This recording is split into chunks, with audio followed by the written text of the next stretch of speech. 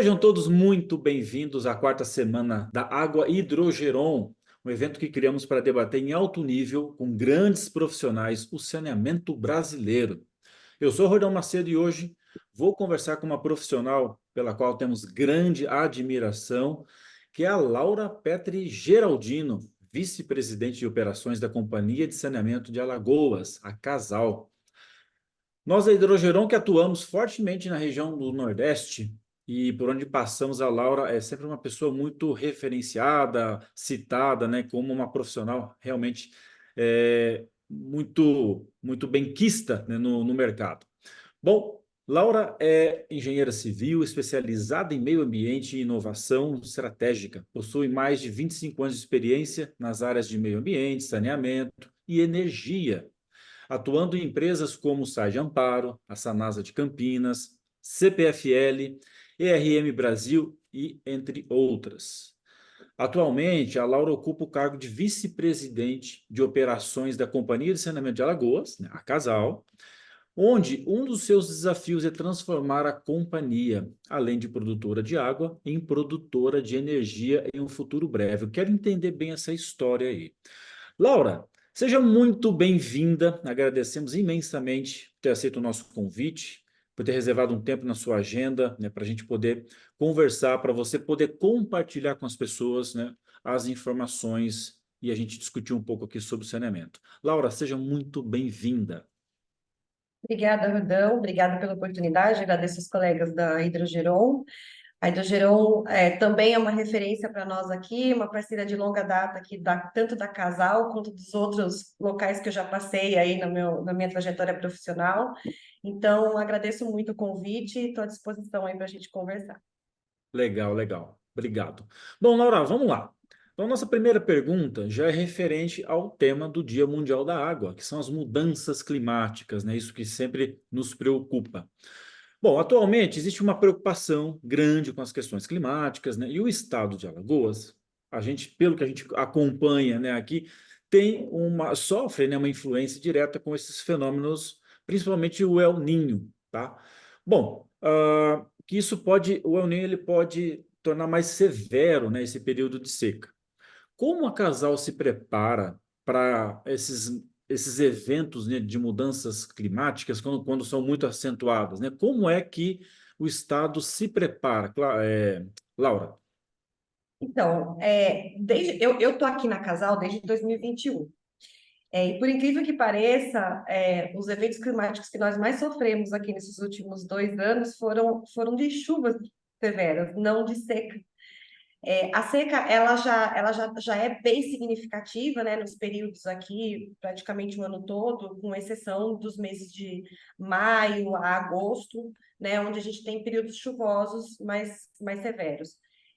Então, a seca, a gente, todo ano aqui na Casal, nós fazemos, no início do ano, a gente faz um planejamento aqui na operação, para se preparar para. A gente faz o plano chuvas e plano secas. A gente faz os dois planos, né? O que a gente tem que fazer no sentido de operação aqui da Casal para prever, né, problemas maiores aí com secas severas, chuvas severas, né? Então, a questão da seca, a gente sempre se prepara com uma reserva maior de água, então, caminhão-pipa para onde tiver uma falta de água maior.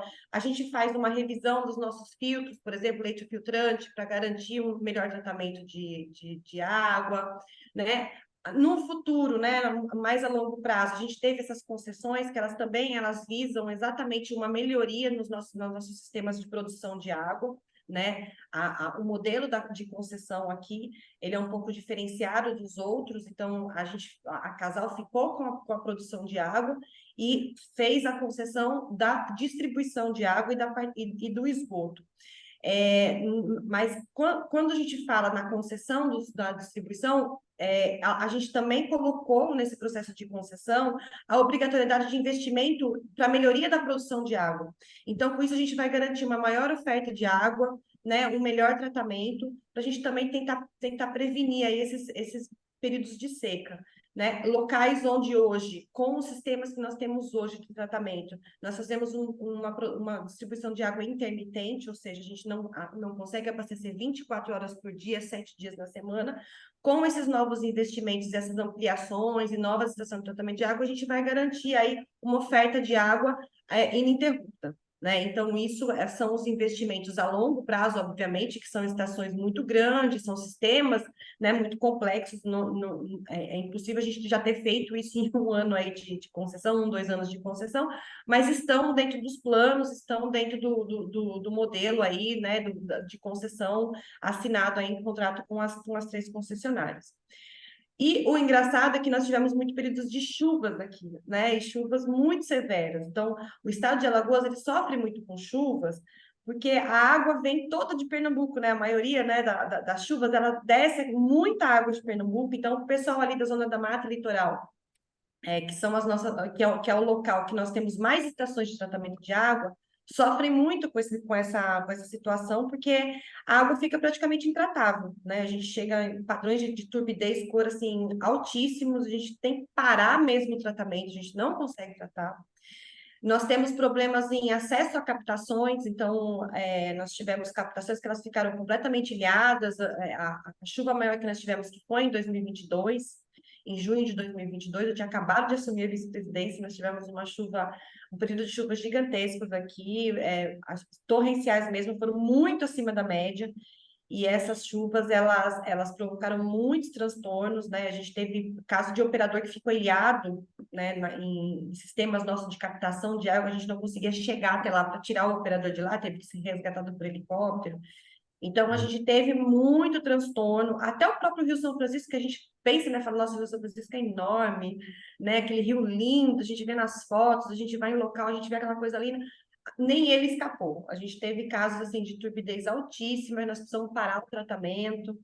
Nós tivemos casos de muita sujeira também vindo na captação, então causou muito transtorno, porque parou os nossos sistemas, a gente não conseguia acessar para poder fazer a limpeza, para poder fazer o tratamento. Então, assim, a gente tem esse pensamento, né? Aqui no Nordeste, mudanças climáticas, a gente pensa na seca, mas a chuva também causa muito transtorno aqui no dia a dia nosso aqui de operação.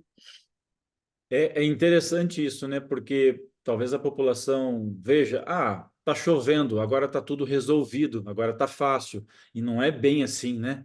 Então É. tudo depende, como você disse, da intensidade, do volume de chuva. E isso às vezes cria uma grande dificuldade também, né? Sim, com certeza. Eu acho que desde da minha vivência aí na CPFL, que veio lá na área de energia, onde eu estava lá em 2014, que foi aquela seca, né, extrema que a gente teve, né, e Uhum. a gente sofreu muito também com a produção de energia, obviamente, né, que também depende de água.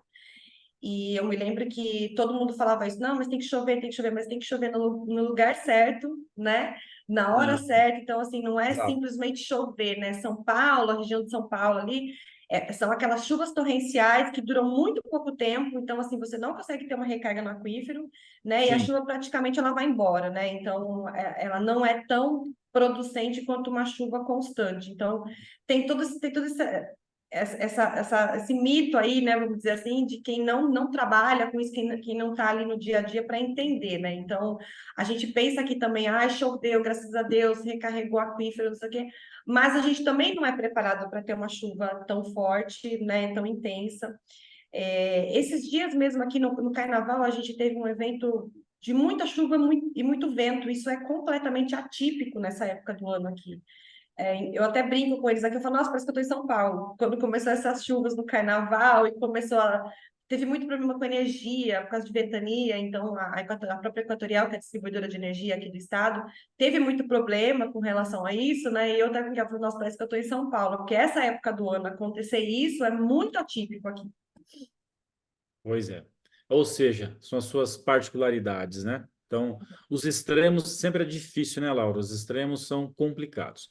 Bom, ô Laura, uma outra pergunta aqui é o seguinte: quais os principais desafios, né, que você identificou que já foram superados e aqueles que ainda precisam ser superados quando a gente fala do tema de universalização do saneamento, em se tratando de Alagoas?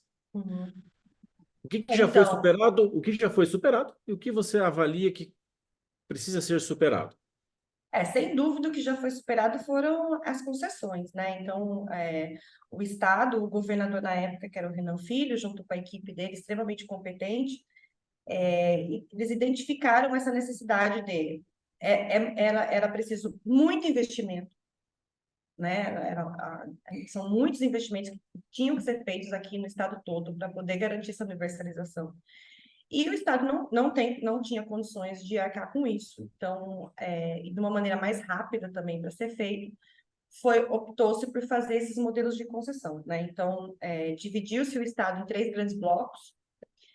Alguns municípios não entraram nesses blocos, mas a maioria sim. Nós temos 77 municípios que estão aí dentro desses blocos, né? Desses municípios que foram atendidos, que eram atendidos pela Casal.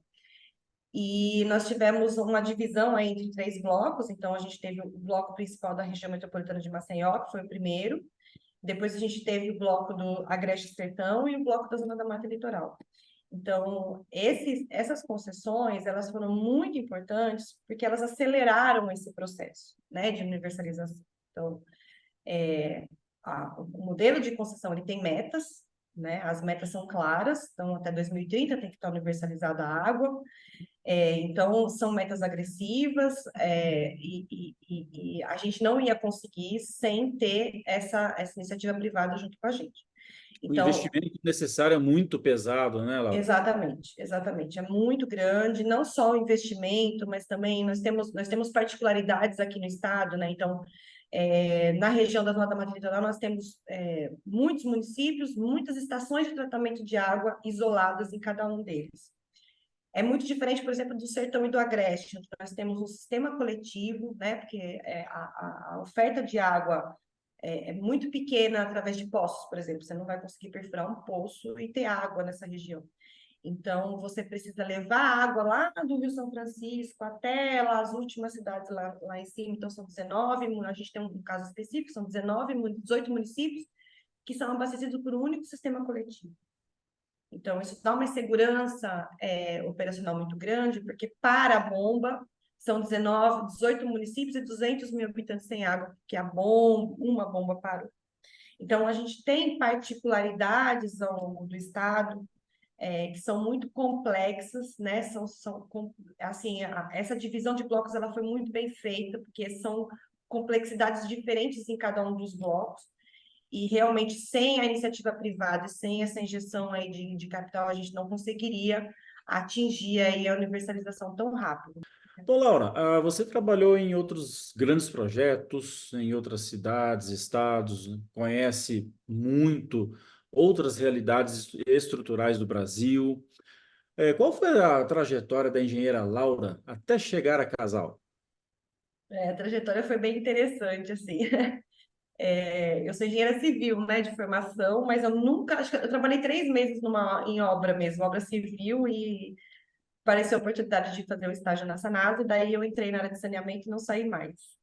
Eu acho que essa área, a área de saneamento, né, com essa breve pausa que eu tive aí para trabalhar no setor de energia, mas não muito diferentes, porque mesmo na CPFL eu trabalhei com energia renovável, né? Então já tinha essa pegada de sustentabilidade, essa pegada ambiental. Então eu estou sempre andando nesse meio aí do meio ambiente, da sustentabilidade, da energia e do saneamento. Eu acho que o saneamento ele é apaixonante assim quando você vai, porque você realmente você vê a mudança na qualidade de vida, na saúde, né? Porque quando você cuida do saneamento, diretamente você está influenciando na saúde, né, das pessoas. Então, você traz um benefício absurdo. Até hoje me incomoda muito, toda vez que eu vou falar sobre esse assunto, eu sempre falo de uma coisa que me incomoda muito, é a estatística que a gente tem no Brasil, de que todas as pessoas têm um celular, mas nem todas as pessoas têm um banheiro em casa. Então, isso é uma coisa que deve incomodar a gente. Não é uma coisa que a gente deve ler e achar que isso é normal, porque isso não é normal. Então, isso é uma coisa que nos incomoda, né? Então, a minha trajetória, ela vem nessa área de saneamento, porque desde sempre eu enxerguei essa possibilidade de mudar a vida das pessoas através desse trabalho, né? Então, eu comecei fazendo projetos de estação de tratamento de água, de esgoto, fazendo projetos de aterro sanitário, licenciamento ambiental, um pouquinho de cada coisa. Depois eu passei pela maior consultoria ambiental do mundo em São Paulo, que é a ERM. Lá eu trabalhei com a gestão de áreas contaminadas, que também é um mundo completamente diferente, um mundo complexo. Né? É muito difícil você lidar com áreas contaminadas e é muito difícil você conseguir convencer o acionista maior de uma empresa como a General Motors, por exemplo, que ele tem que investir 15 milhões de dólares para você tratar o solo que ele contaminou, sendo que o que ele está vendo disso daí, né? Então, é muito complexo, é um campo muito complexo, muito específico, mas multimilionário, né? São históricos, assim, né? De lá de anos atrás, que não se pensava tanto no cuidado com o meio ambiente, né? Não se pensava em, vamos enterrar um tanque, se esse tanque estava vazando não tinha problema, então não se pensava no que podia acontecer, né? Com a população do entorno, com a água, enfim. Então, foi uma experiência interessante. Passei pela CPFL, né, na área de geração renovável de energia, projetos de pesquisa e desenvolvimento. Então, a gente trazia, na verdade, a empresa de energia, as distribuidoras, geradoras e transmissoras de energia, elas têm uma obrigatoriedade de investimento em projetos de pesquisa e desenvolvimento e eficiência energética. Então, a gente fazia exatamente esse tipo de projeto lá. Então, até geração de energia através de folha de bananeira, a gente fez lá na CPFL, na época que eu estava lá. A gente fez projetos muito interessantes, né? Então, foi aí que eu conheci a geração solar de energia, a eólica, maré motriz, então, a biomassa. A gente estava fazendo um projeto sobre geração de energia através de queima de lixo, enfim, um mundo completamente diferente também, mas bem complementar, né? Porque se você for pensar numa empresa de saneamento, como a Casal, a maioria dos custos que a gente tem, eles giram em torno de pessoas, né? Pagamento de folha de pagamento, produto químico, né? Como vocês bem sabem, e energia, né? Custo com energia. Então, é obrigatório, mandatório você ter uma eficiência energética dentro de uma empresa de saneamento, porque senão você não consegue fazer ela parar em pé. Então, a Casal hoje, ela tem um gasto de 11 milhões de reais mês com energia. É uma coisa absurda, é muito dinheiro que você poderia gastar com outras coisas que não pagar uma conta de energia, né? Então, assim, é mandatório você tomar medidas para garantir a eficiência energética. Quando eu saí da CPFL, eu fui convidada pelo prefeito do município de Amparo, que é onde eu trabalhei, eu nasci, né, minha cidade natal, a assumir a presidência do SAI, lá de Amparo. Então, eu fiquei lá por 4 anos, presidindo o SAI, e depois que eu saí de lá, eu vim para Casal para fazer um trabalho de consultoria, na verdade, exatamente nessa área de energia. O Casal já estava com esse processo, né, de concessão andando, né? O primeiro leilão foi em dezembro de 2020, e eu entrei aqui em fevereiro de 21. Logo quando foi começar mesmo a assunção aí né, a virada de chave aí, né, em julho, pela BR com a BRK, e a gente começou a identificar oportunidades de melhoria aqui na área de energia, né? Porque, como eu falei, o custo com energia aqui na casa é muito grande. Então, a gente começou a fazer uma varredura aqui do que a gente poderia fazer aqui na Casal para garantir a eficiência energética. E aí, acabei me tornando vice-presidente aqui, né? O Paulo Dantas, o governador, me fez o convite, junto com o Jorge Santoro, que era o secretário da Fazenda na época, e estou aqui até hoje. Era para ser um trabalho temporário, uma consultoria. É, exato. Poxa, que ótimo. Bom, que história, hein? Que história, que é muita bagagem, né? E isso é importante, porque toda essa história, todas essas experiências contribuem, né, para as tomadas de decisão hoje em dia, né, Laura? Eu não tenho dúvida disso. Que Com legal, certeza. legal, parabéns. Bom, falando em universalização da água, de saneamento, não é? A gente falou no começo aqui da entrevista que tá chovendo, a população falou, tá resolvido. Bom, não é só isso. Da mesma forma que ter a água, né, como a gente está falando bem, não é só isso. Para a gente fazer essa água chegar na casa das pessoas, né, com a qualidade correta, né, com a frequência correta. Bom, ah, que tipo de investimentos, né, são necessários? São necessários obras civis, são necessários adequação de rede, e a questão energética também porque é importante as pessoas que estão nos assistindo compreender que a gente volta nisso. Não é só ter água, é toda uma estrutura, né, para que funcione, para que tenha tratamento, para que essa água chegue na casa das pessoas, né, na qualidade correta. E para chegar na qualidade correta, tem toda uma estrutura antes disso, né?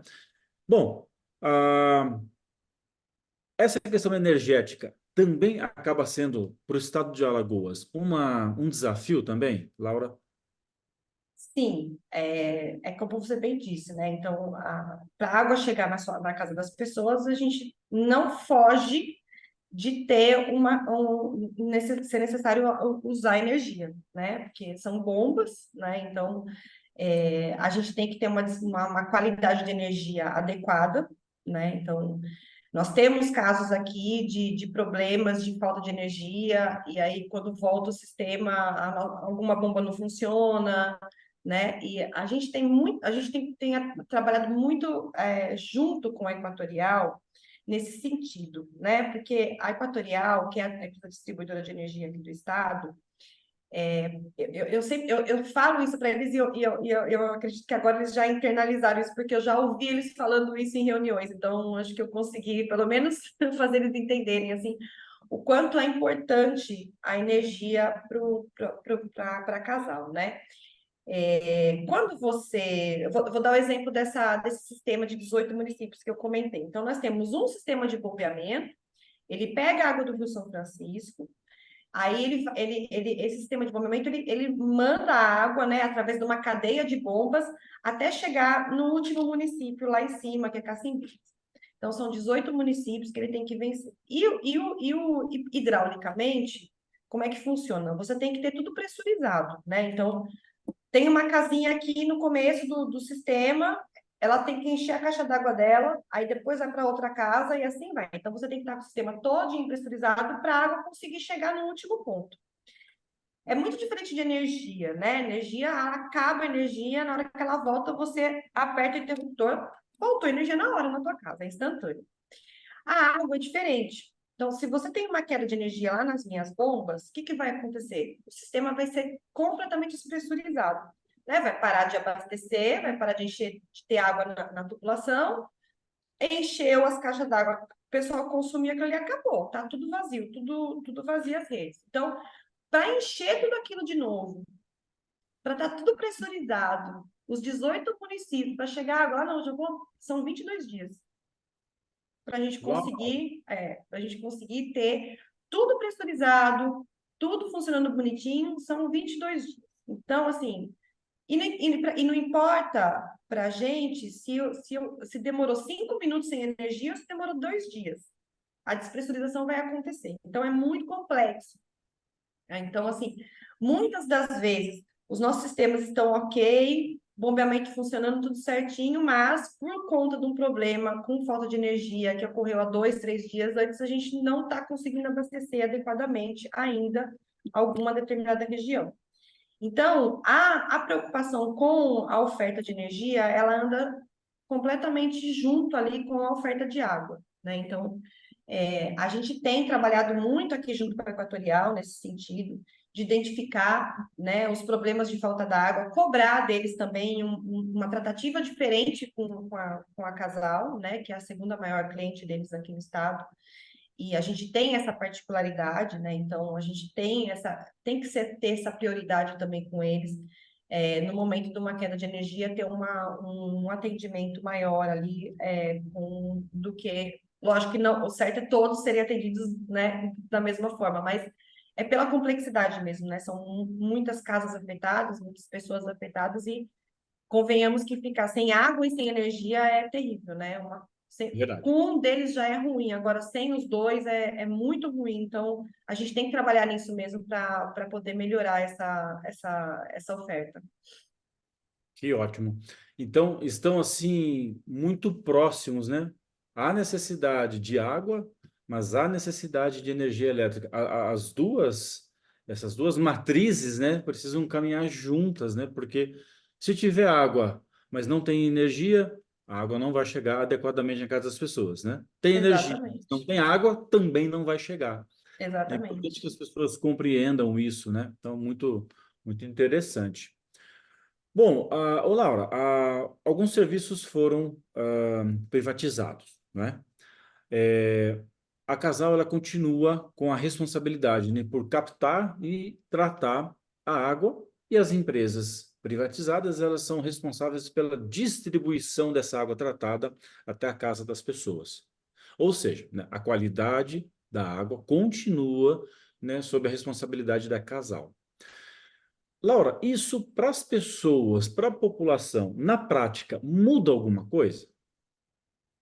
Bom, vamos lá. Primeiro, só uma pequena correção. Não foi uma privatização, foi uma concessão, tá? Então, Opa, são modelos diferentes, né? Então, o governo do estado, ele concedeu a distribuição de água e o tratamento, né, coleta e tratamento de esgoto para a iniciativa privada. Então, essas concessões, elas foram feitas, então, acho que eu já falei algumas vezes aqui, né, ao longo dessa entrevista, mas elas foram feitas em 3 blocos. É, a Casal, ela continua com a responsabilidade de captar água e tratar, e a única diferença é que, em vez da Casal entregar água na casa da pessoa, ela vai entregar para a distribuidora. Então, é bem parecido com o modelo de energia, né? A gente tem isso esse modelo no setor de energia. Então, é uma coisa bem parecida. Então, a diferença maior, acredito que para o consumidor foi o talão, né? Porque a conta não chega mais da Casal, chega no nome da empresa. Então, aqui na região metropolitana de Maceió, chega da BRK, o boletim chega da BRK. Na zona da Mata Litoral, chega da Verde Alagoas e na Agreste Sertão, chega da Águas do Sertão. E é muito engraçado, é muito bom você ter perguntado isso para a gente até reforçar, porque como a conta chega, o boleto chega da BRK, né? Então, às vezes eu estou aqui em Maceió, eu estou andando, a pessoa fala assim, você trabalha, você fala, eu trabalho na Casal. A pessoa fala, mas a Casal não acabou? olha só, Ou a pessoa vira e fala assim, na BRK, eu falo, não, na Casal. Mas a Casal não acabou? Eu falo, não, a Casal não acabou. Aí a gente explica, né, que a Casal ela continua, que a Casal produz água, que quem entrega é a BRK. Então, fica mesmo essa confusão, né? Obviamente que as empresas, elas estão chegando agora, né? A BRK tem aí 2 anos, né? Já está um pouco mais madura, vamos dizer assim, do que as outras duas, que tem um ano e pouquinho, que estão aqui no estado. Então, obviamente que tem alguns ajustes para serem feitos, né? Tem alguns transtornos. Vão ter obras, então, obras sempre causam transtorno, né? Eu tinha um chefe que sempre falava assim, antes de melhorar, sempre piora, porque causa transtorno, ainda mais tubulação, que você rasga a rua, então tem buraco, né? Então, tem também a questão das manobras, né? Então, às vezes, eles estão instalando, vamos dizer, vamos instalar um reservatório para ter uma reserva maior de água naquela região. Mas para instalar esse reservatório, vai ter que parar um pouco o sistema, né? Vai ter que ficar o pessoal sem água. Então tem transtorno, obviamente, é uma fase de transição. Nós estamos passando uma fase de transição. Então, está chegando uma empresa nova que vai nos ajudar, que nós trabalhamos sempre juntos, né? Não existe isso de, é a Casal, é a BRK, é a Casal, é a Verde. Não, nós somos a água que tem que chegar na casa da pessoa, independente se a culpa da água não está chegando é da Casal ou é da BRK, o consumidor não tem nada a ver com isso, né? Então, o nosso trabalho sempre foi em equipe, nós sempre estamos ali trabalhando e unindo esforços para a gente dirimir qualquer problema, qualquer transtorno. Mas, obviamente, que nesse início sempre tem algum transtorno, sempre tem alguma coisa a se arrumar, e é uma fase de transição. Ela só vai acabar quando? Quando todas as obras forem concluídas, né? Aí sim nós vamos ter uma outra realidade, nós vamos ter sistemas modernos, né? Nós vamos ter uma oferta de água maior, a gente vai ter uma qualidade de água maior, mas isso vai vir com o tempo, né? O nosso papel aqui é continuar produzindo a água, continuar trabalhando em conjunto com as concessionárias, né? E também acompanhar aí todos esses investimentos aí que são obrigatórios, obviamente, dentro do processo, né? São regulamentados, então a gente tem a ESAL, que é a agência reguladora aqui do estado, que também faz todo esse acompanhamento, né? E o próprio governo, né? Que é na verdade a contratante, né? A Casal ela só acompanha aí, é uma interveniente aí que acompanha o processo, mas é o governo do estado que tem esse contrato com essas concessionárias. Legal, legal. E é interessante essa sua explicação, né? Esse seu esclarecimento. E foi legal você até trazer esse exemplo, né? Que a energia elétrica já é comum dessa forma, né? Uma empresa produz e a outra empresa distribui. E muitas das vezes, acredito que muita gente não tem assim a noção de que já é assim, né? E que a água, em alguns estados, né, passa a operar dessa forma. Ou seja, simples, já funciona dessa forma, né? Não tem muito segredo, não tem nada demais, não é verdade? Uhum. Então foi interessante a sua explicação e já mostrar, pessoal, já funciona dessa forma, né? Em vários setores. Ô, Laura, pelo estado, né? Vamos sair um pouco da região metropolitana. No interior, a característica existe uma característica muito diferente da água, alguma característica própria, né, da região, do estado de Alagoas? Tem alguma particularidade muito diferente? Sim, então, como eu te falei, né, os blocos, né, de concessão, eles foram montados exatamente porque tem essa particularidade. Então, por exemplo, aqui na região metropolitana de Maceió, nós temos uma quantidade enorme de poços. Então, nós temos estação de tratamento de água, né, elas correspondem a 40 a 45% da nossa produção de água aqui da região metropolitana, que abrange 10 municípios aqui da região, além de Maceió. E a gente tem uma quantidade muito grande de poços, né? Então, são poços subterrâneos, né? Que a gente conta com esses poços. A qualidade dessa água, ela pode ser melhorada através das estações. Então, a nossa ideia, o nosso plano, nosso planejamento, né, que está tudo dentro dos contratos de concessão, é aqui na região metropolitana de Maceió, praticamente acabar com a oferta de água através de poços, né? Uma, porque também a gente tem uma segurança operacional melhor, né? E a gente tem como ter uma qualidade melhor também da água ofertada. Então, vão ser construídas novas estações de tratamento de água e vão ser extinguidos esses poços, né? Vão ficar pouquíssimos poços que vão ficar ainda em operação depois desse período de novas obras que a gente vai fazer aqui junto com a BRK.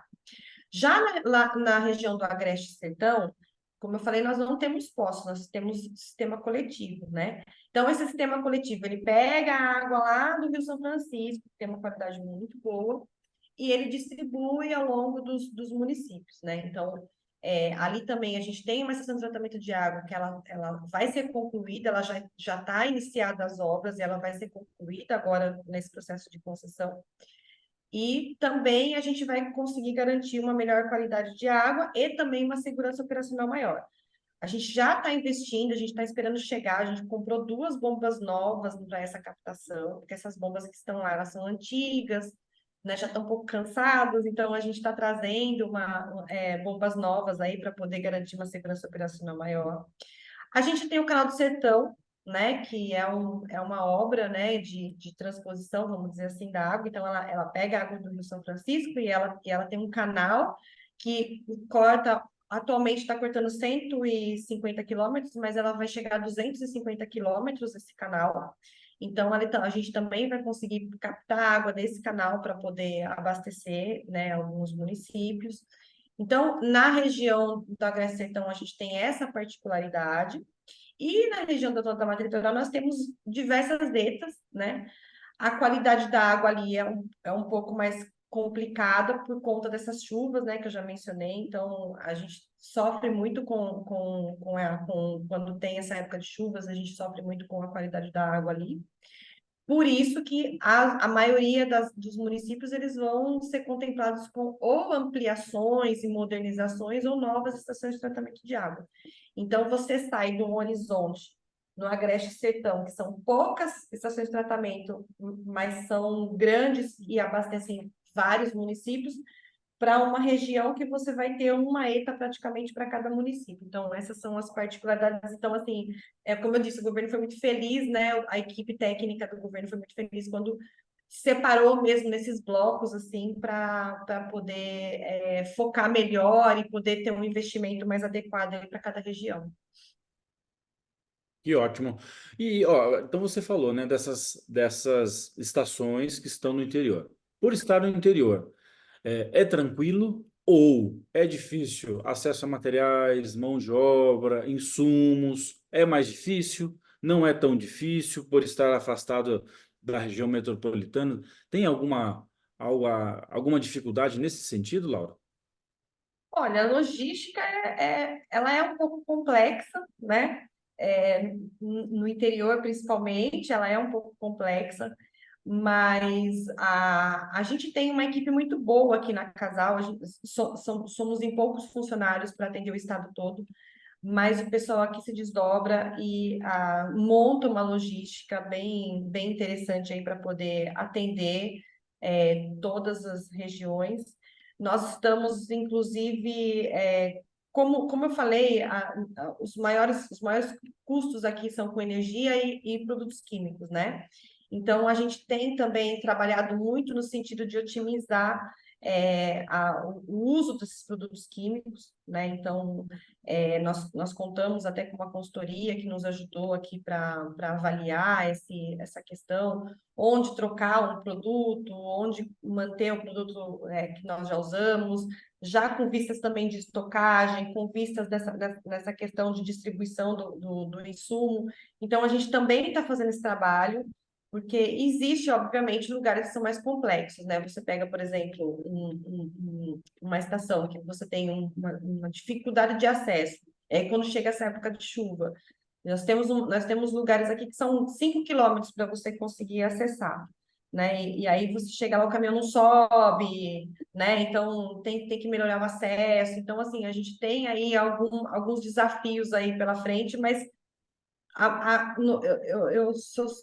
eu acredito que uns 90% desses problemas que nós temos com acesso, com estocagem, tudo a gente vai resolver agora com essas obras, né, vindas aí dos processos de concessão. Bom, Laura, bom, você tem uma experiência grande na iniciativa privada, né? E em grandes empresas, então planejamento é algo que a gente já conversou um pouco sobre isso pessoalmente na visita que eu fiz, né? Que você nos recebeu, então planejamento é algo que você é uma pessoa que dá muita atenção para isso, né? A Casal tem um plano para daqui 10 anos? Qual que é a programação? O que que é o planejamento da Casal aí para a próxima década? Tem algo que você pode passar para a gente, Laura? Então, a gente está trabalhando bastante. A casa ela mudou muito, né? Desde quando você se torna uma produtora de água, né? O seu foco é diferente, né? Então, a gente está exatamente nesse processo de transição, né? Então, nada vai ser como antes, né? Então, nós temos aí muito claro agora a produção de água. Então,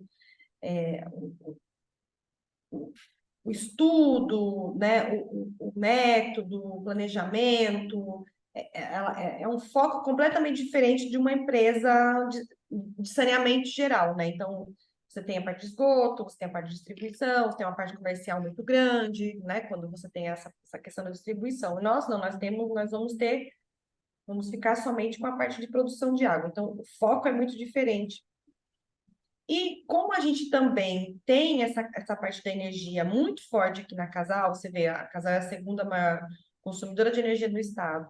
Nós fizemos iniciativas aqui ultimamente com relação à eficiência energética. Então, nós fizemos uma gestão de faturas, que nos ajuda, assim, sem precisar investir nada, só de sentar e olhar as contas de energia, você consegue economizar algumas coisas.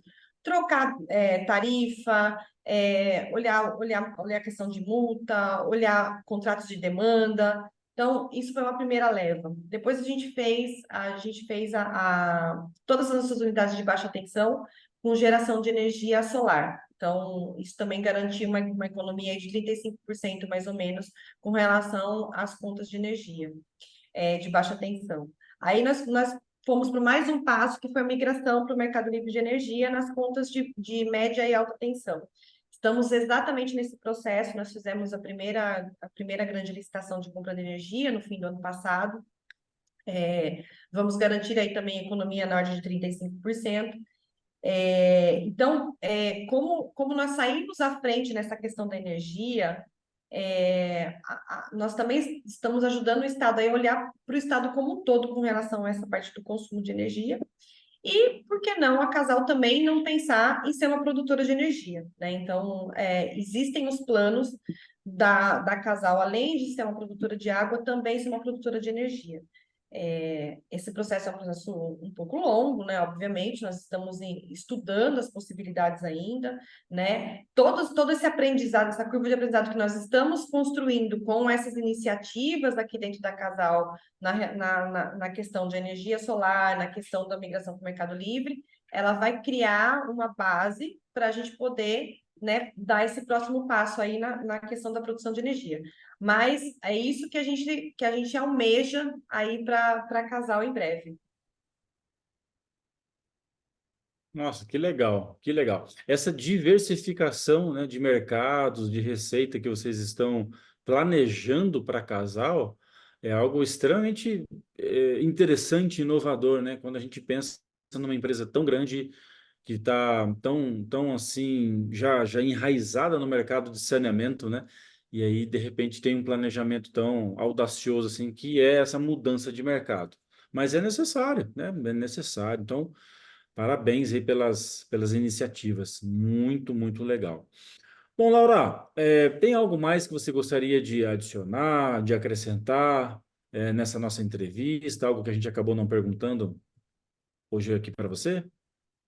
Olha, acho que não, né? A gente falou um pouquinho de tudo aqui, falamos da parte das concessões, né, que são muito importantes. Acho que tive a oportunidade, inclusive, de falar um pouco dessa questão de a casal não acabou, né? Então fica essa questão, o pessoal recebe a Isso é legal. conta, e aí fala, mas a casal acabou, não sei o quê, mas não, a casal não acabou. Eu acho interessante a gente falar sobre isso. A gente vem, né, nesse processo, desde que eu assumi aqui, eu tenho trabalhado fortemente também na questão de indicadores aqui dentro da operação, né? A gente tem trabalhado para resultado. Então, como é que você trabalha para resultado se você não sabe o que focar? Então, a gente tem essa diversidade também na Casal, né, das áreas. Então, nós temos aqui a nossa estrutura aqui dentro da operação, nós temos superintendentes que cuidam de cada uma dessas regiões. Então, eu tenho um superintendente que cuida da região do Agreste Sertão, um que cuida da região metropolitana e outro que cuida da Zona da Mata. E como é muito específico, né, a realidade de cada um, às vezes você fica muito fechadinho ali no seu mundinho. Então, eu provoco muito isso, essa troca de experiências. Então, quando a gente coloca indicadores, que são indicadores operacionais, que eles são os mesmos para todos, você consegue entender quais são os maiores problemas, você consegue, às vezes, aplicar uma dificuldade em uma área para outra. Então, eu trabalho muito fortemente com com esse espírito de equipe, né? Com essa forma de avaliar dados, né? Porque também outra coisa que é ruim, você ter dados e você não pensar em cima dos dados, né? Você não colocar o cérebro ali em cima dos dados para poder entender o que você pode extrair daquilo ali, o que aquele dado está te falando, né? E quais são as decisões que você tem que tomar dali para frente com relação àquelas informações. Então, a gente trabalha muito nisso aqui, né? Eu sou uma pessoa que eu trago muita equipe para pensar, né? O que a gente pode fazer para melhorar, né? Dentro de todas as dificuldades que a gente tem aqui nesse processo que nós estamos aqui de transição, né? Mas a gente está aí quebrando as pedras aí, fazendo um bom trabalho, acredito eu. Maravilha, hein? Maravilha. Um forte trabalho de gestão, né? Porque, como, nossa, você falou uma coisa assim fantástica. Como que a gente muda algo que a gente não sabe o que é, né? Não tem números, não tem dados, ou seja, indicadores é algo realmente muito, muito necessário. E sem eles, né, a gente fica realmente o que mudar, né? Para onde ir. Então é muito necessário. Bom, Laura, agradeço demais aqui a tua participação, né? Estamos sempre à disposição para estar te atendendo, atendendo a casal. Nós temos a Hidrogeron tem um trabalho bastante já importante, um trabalho relevante no estado do Alagoas, então a gente torce muito realmente para que tudo que está sendo feito, né, para buscar essa universalização do saneamento, para que a gente leve realmente saúde para as pessoas, né? Porque nós aqui entendemos que no final das contas, levar a água tratada ou tratar o efluente, nós estamos levando saúde, né, para a população. Então, nós agradecemos muito, tá, o seu tempo, a entrevista. Temos certeza que isso vai esclarecer e ajudar muita gente que vai nos assistir, né, com essa entrevista, entender isso tudo que você falou. E essa questão de gestão, né, que você falou, indicadores, gestão, trabalho com o time, vai possivelmente, né, inspirar muitas pessoas, né, que estão nos cargos aí de gestão, no cargo de liderança. E eu quero acrescentar uma coisa para quem está nos assistindo, tá? A Laura é uma pessoa muito simpática. Ela nos atendeu um momento que a gente precisou ir até a casal. Ela nos atendeu, apesar de ser vice-presidente, tem uma agenda muito organizada, pôde nos receber. Então, Laura, muito obrigado, tá? Pelo seu tempo, pela sua entrevista, tá bem? Eu que agradeço, a gente está à disposição. Foi um prazer falar com vocês. A Hidrogerão é nossa parceira. Eu lembro que lá no SAI, lá em Amparo, a gente já fez o estudo, né, para alterar aí o cloro e vocês estavam lá com a gente. Então, já somos parceiros de longa data aí e espero que essa Verdade. parceria dure bastante tempo. Vocês são referência, são uma empresa que nós temos orgulho e prazer aí de trabalhar e estar junto nessa jornada aí tão bonita que é a jornada do saneamento. Eu agradeço e fico à disposição sempre.